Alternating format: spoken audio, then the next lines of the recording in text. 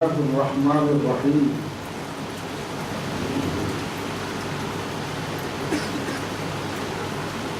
دوستوں اور بزرگوں، موضوع چل رہا تھا حضرت عیسیٰ علیہ السلام کا موضوع۔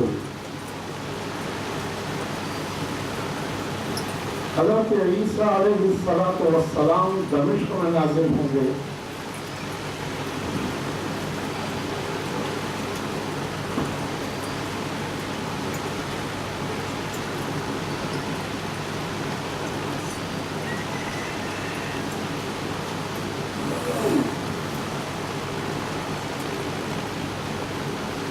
شفیع نے دعویٰ یہ بھی کیا ہے کہ وہ حضرت عیسیٰ علیہ السلام یعنی مسیح ہے۔ تو ہم نے اس سے دو چار کی طرح یہ سوال پوچھا کہ حضرت مسیح علیہ السلام کا کوئی باپ نہیں تھا اور ان کی والدہ حضرت مریم تھی اور وہ نبی تھے اور ان پر انجیل اتری ہے۔ تو یہ کیا تمام صفات آپ کے اندر ہیں؟ آپ کا باپ بھی موجود ہے، آپ کی ماں بھی مریم نہیں ہے، آپ پیدا بھی دوسری جگہ پر ہوئے ہیں اور آپ پر انجیل بھی نہیں اتری، تو آپ عیسیٰ کس طرح ہو سکتے ہیں؟ یعنی اب تک جتنے لوگ جنہوں نے مسیح ہونے کا دعویٰ کیا ہے تو ان سب نے حضرت عیسیٰ علیہ السلام کی موت کو ثابت کیا ہے۔ پہلے میں نے نہیں دیکھا کہ کوئی شخص ایسا ہو کہ جس نے حضرت مسیح ہونے کا دعویٰ کیا ہو اور ان کی موت کو ثابت نہ کیا ہو۔ لیکن شفیع کا عجیب مقدمہ ہے۔ شفیع رفع سماوی کو مانتا ہے، موت کو نہیں کہتا۔ رفع سماوی کو مانتا ہے، لیکن اس کے ساتھ ساتھ پھر کہتا ہے کہ حضرت عیسیٰ علیہ السلام دوبارہ پیدا ہوں گے۔ میں نے شفیع سے پوچھا کہ سوال پیدا ہوتا ہے کہ جب رفع سماوی ہو گیا تو حضرت عیسیٰ علیہ السلام آسمان پر ہیں تو دوبارہ پیدا کس طرح ہوں گے وہ؟ اب اس کی پیدائش کی ایک ہی شکل رہ جاتی ہے۔ شکل یہ ہے کہ حضرت عیسیٰ علیہ السلام کی روح آئے اور کسی اور کے جسم داخل ہو جائے۔ اور اگر شفیع اس بات کو مانتا ہے تو یہ آوا گون ہندوانہ عقیدہ ہے، اہل اسلام اور اہل ایمان کا اس سے کوئی تعلق نہیں، یہ تو خالص بت پرستانہ عقیدہ ہے۔ تو یہ ایک ایسا موضوع ہے کہ ہم نے اس پر شفیع کو بہت زیادہ ہلایا، لیکن وہ خود اتنا الجھ گیا کہ کوئی جواب نہیں دے پاتا۔ رفع سماوی بھی ہے اور ولادت بھی ہے۔ اگر رفع سماوی ہے تو ولادت نہیں ہو سکتی، اور اگر ولادت ہے تو رفع سماوی نہیں ہو سکتی۔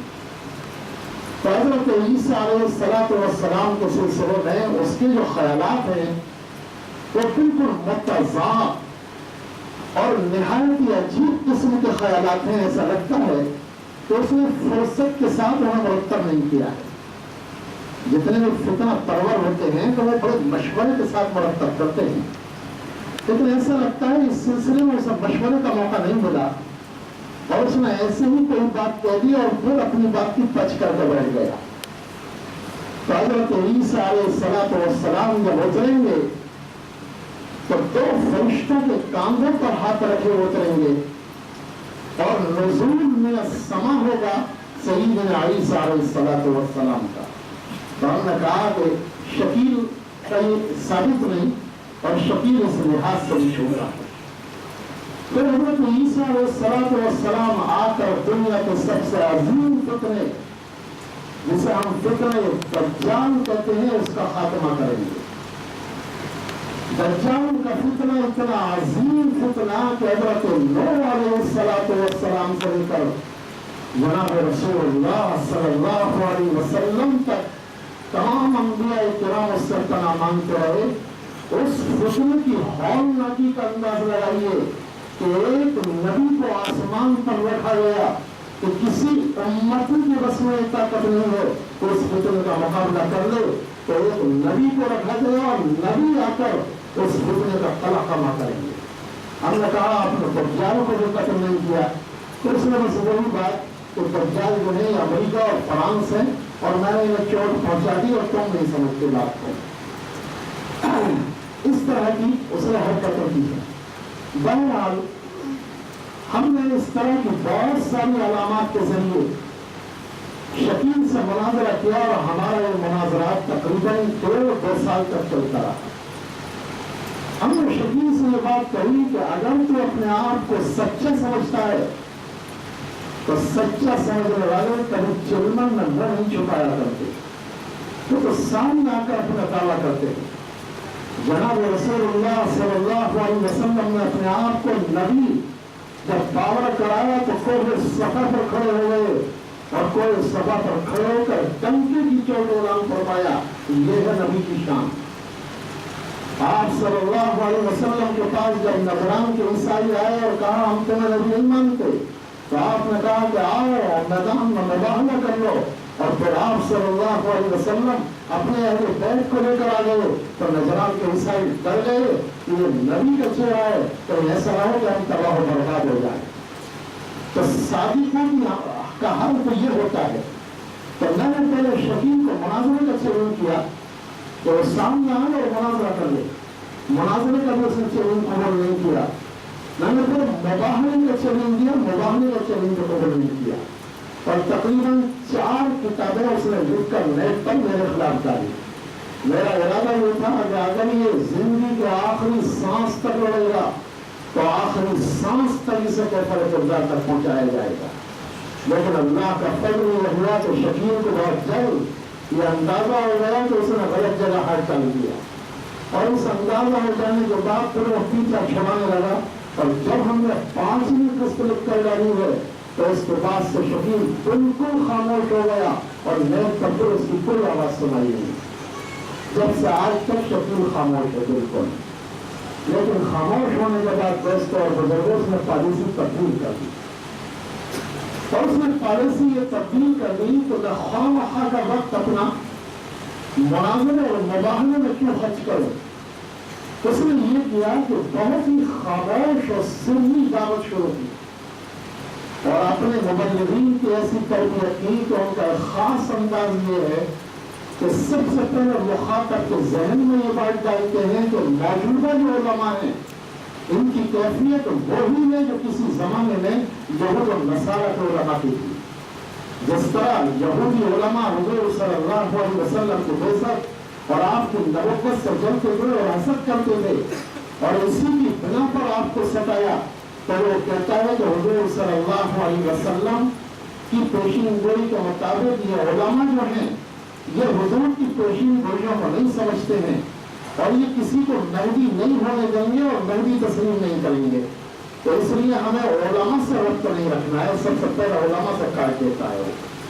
اور دوسرا کام یہ کرتا ہے کہ اگر اس کے مبلغین کو یہ اندازہ ہو جائے کہ سامنے والے کے ذہن میں مہدی یا مسیح سے متعلق کچھ معلومات ہے, یہ علماء کا جو فیض ہے جو اس کے ذہن میں موجود ہے, تو بس اسی کو وہی چھوڑ دیں گے.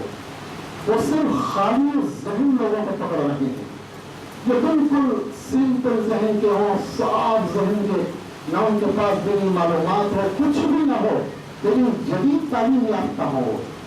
جدید تعلیم یافتہ لوگوں کا ایک سب سے بڑا مسئلہ یہ ہوتا ہے کہ دین کے لحاظ سے وہ 0/0 ہوتے ہیں, لیکن جدید تعلیم ہونے کی بنا پر اپنے آپ کو بہت کچھ سمجھتے ہیں. اب تعلیم ہے نہیں اور اپنے آپ کو بہت کچھ سمجھنا, اسی کی بنیاد پر سب سے زیادہ گمراہی آ رہی ہے.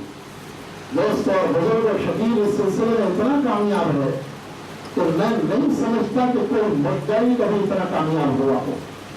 آپ فتنہ قادیانی کی تاریخ کو پڑھیے تو قادیانی بھی اتنا کامیاب نہیں ہوا, اور شروع میں اس کا جو شکار بن رہے ہیں وہ جاہل, گنوار, دیہاتی اور بدو قسم کے لوگ شکار بنے. لیکن شکیل کا عجیب حساب ہے کہ ہندوستان کی ساری یونیورسٹیوں میں دیکھیے بیشتر بڑے بڑے شہر بھوپال, جے پور اور دہلی, دارالسلطنت, جامعہ ملیہ, JNU, علی گڑھ, کوئی یونیورسٹی ایسی نہیں ہے جہاں پر شکیل کے لوگ نہ پائے جاتے. تو صورتحال بے حد خطرناک ہو چکی ہے, اور یہ صورتحال ہم تمام علماء کو دعوت دیتی ہے اس بات کی کہ جناب رسول اللہ صلی اللہ علیہ وسلم کی نیابت کا حق جب ادا ہوگا جب ایسے فتنوں کے مقابلے میں ہم سب سیسا کھڑائی ہوئی دیوار بن جائے. ہمارا جذبہ وہی ہو, ہمارا رد عمل وہی ہو, اور ہمارے اندر وہی دھن, وہی قوت, وہی ملازمی ہو جو حضرت ابوبکر صدیق رضی اللہ عنہ نے دکھائی تھی. کہ کیا جملہ کہا تھا کہ علم کا سکین والا حی, کہ یہ ممکن ہے کہ ابوبکر زندہ رہے اور اللہ کے رسول صلی اللہ علیہ وسلم کے دین پر کوئی آنچ آئے.